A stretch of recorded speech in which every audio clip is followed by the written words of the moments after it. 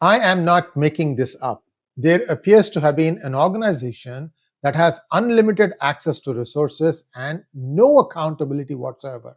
Formed 40 years ago under President Reagan, this institute, which calls itself US Institute of Peace, has been doing some very dodgy stuff, and their budget runs into millions of dollars. This is something that got unearthed by the DOGE, and this is interesting that somebody tried to block access to that. I'm not talking about the physical access block, that I'm going to come to in just a moment, but I'm talking about judicial block, and the judge actually allowed it. He said, well, I don't like what they are doing, that is the DOGE, but I won't block them from doing what they are doing.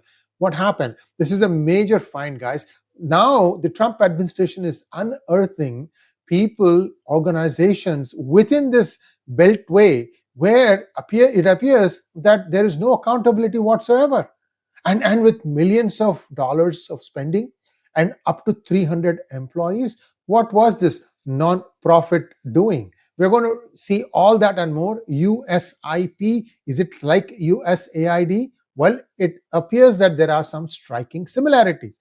Before I jump in, a small request to all of you to like this video, because this is the first time somebody's talking about this institute called the US Institute of Peace. And when you go and look into what played out today when DOGE employees went there, this is laughable. Just sit tight and watch this.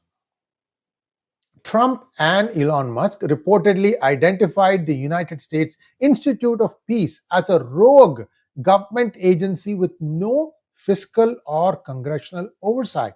It was established in 1984 by a congressional legislation signed into law by the then President Ronald Reagan. USIP allegedly operates with 300 employees and a budget of hundreds of millions of dollars, yet lacks transparency and accountability.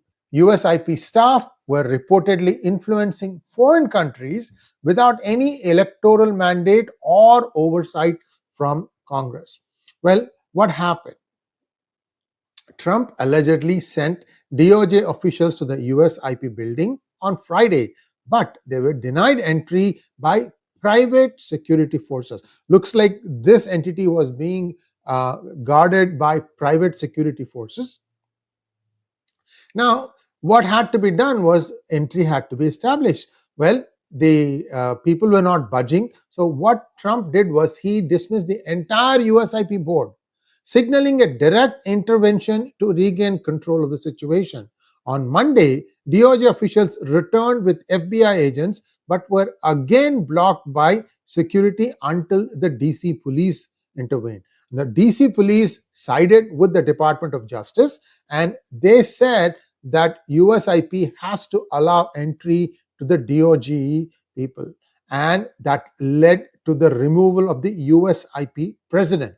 Now, Trump has appointed a new person, Kenneth Jackson, as the new president, and the previous leadership is completely gone. There were fears that hundreds of millions in taxpayer dollars were spent without proper oversight, with unknown activities conducted abroad. See how it is very similar to what happened under USAID?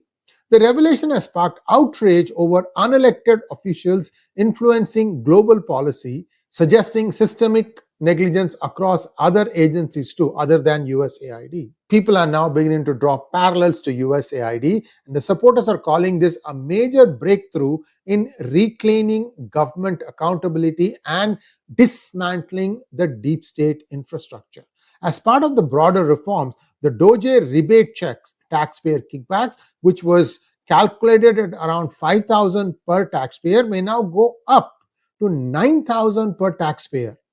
The USIP is being compared to USAID, another agency that was previously criticized for foreign interference and financial irregularities. People are up in arms. Like I said, they went in front of a judge, but the judge said, no, I don't like what they are doing, but I can't stop them accessing the USIP.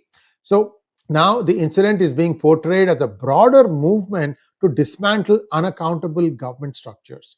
The issue raises questions about how many unelected entities wield substantial power without public knowledge or consent.